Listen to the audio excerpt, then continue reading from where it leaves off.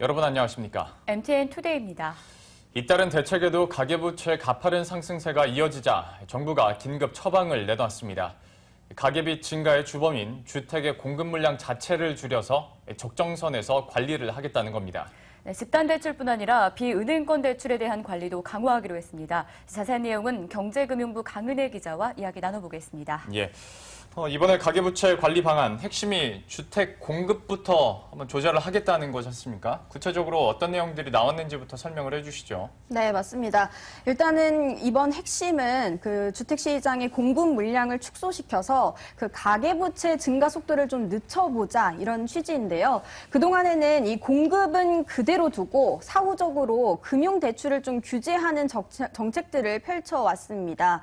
하지만 앞으로는 이 공급 물량을 직접 관리해서 눈덩이처럼 불어나는 대출을 좀 줄여보겠다 이런 취지입니다. 사실 그동안 금융 규제를 해왔잖아요. 그 대출 문턱을 높이는 건데 뭐 소득 심사를 까다롭게 하거나 아니면 처음부터 빚을 나눠 갖게 하는 이런 식의 규제를 해왔지만 사실 별다른 효과를 보지 못했다 이런 판단이 이번 대책에 좀 깔려 있다 이렇게 보시면 됩니다. 네.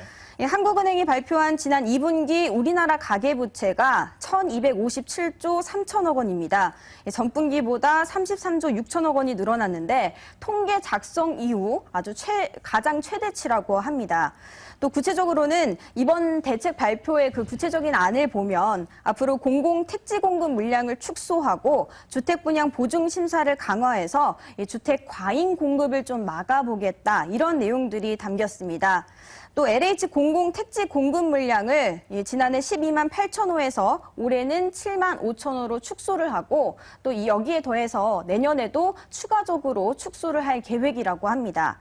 또 이 프로젝트 파이낸싱이라고 하죠. PF 대출인데 이 PF 대출 보증에 대한 요건과 심사도 강화해서 대출이 계속해서 늘어나는 것을 좀 제어할 계획이라고 합니다. 유일호 경제부총리의 발언 직접 들어보시죠. 우리 경제의 그 위험 요인으로 지적되고 있는 가계부채도 안정적으로 관리해 나가겠습니다. 가계부채 상승세에 영향을 미치고 있는 주택 과잉 공급 우려에 대응해서 택지 공급 축소, 분양 보증 심사 강화 등 주택 공급 프로세스별 관리를 강화하겠습니다.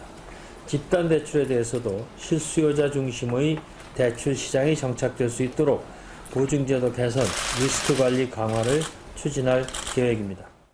네, 앞서서도 들어본 것처럼 유일호 경제부총리는 집단 대출 규제를 한층 더 강화하겠다라고 발언을 했는데 그렇다면 앞으로 이 집단 대출 받기는 더 어려워질 것이다라고 좀 전망이 되고 있는 건가요? 네, 맞습니다. 사실 올해 들어 이 가계부채가 주택담보대출을 중심으로 계속해서 급증을 했는데요. 그래서 정부가 이 시중은행들에게 이 주담대 심사를 좀 강화해라 이렇게 정책을 펼쳤습니다.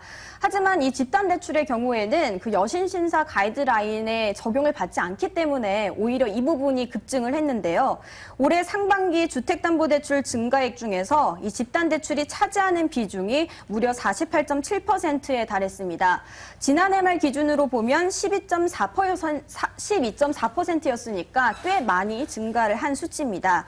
또 이게 왜 이렇게 늘어났나 보면 아파트 분양 시장이 호조를 보이면서 신규 물량이 급증을 하다 보니까 아무래도 이 집단 대출을 중심으로 주택담보대출이 많이 늘어났다고 이렇게 분석을 하고 있습니다.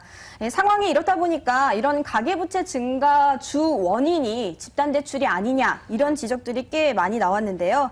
하지만 앞으로는 이 집단 대출에 대해서도 그동안에는 그 상환 능력 심사를 거치지 않았는데 앞으로는 그 차주의 그 상환 능력을 평가하기 위해서 뭐 소득 자료 이런 것을 확보하는 것이 의무화가 됩니다. 그리고 또 여력이 있는 경우에만 대출을 받도록 이 관리가 강화됩니다. 예, 주택담보대출 이 중에서도 집단대출에 대한 관리 방안을 내놓는 모습이었고요.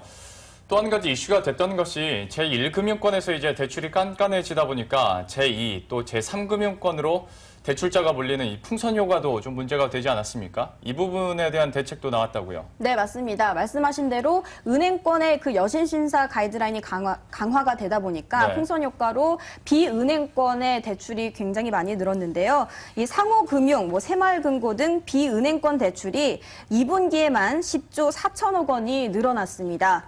정부는 이 상호금융의 담보 인정 한도를 기존에는 50에서 80%였는데 40에서 70%로 10%포인트 낮추기로 했습니다. 또 가산 항목 수준도 5%포인트 축소했는데요. 앞으로는 최대 15%포인트 줄어드는 효과가 나타날 것으로 기대를 하고 있습니다.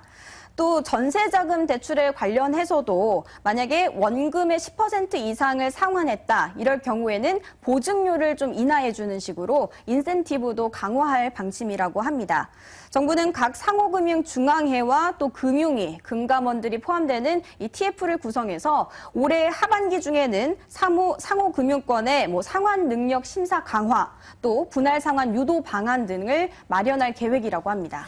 네, 이렇게 해서 가계부채 증가에 따른 정부의 긴급 대책 방안에 대해서 자세하게 좀 이야기 나눠봤습니다. 강은혜 기자 수고했습니다.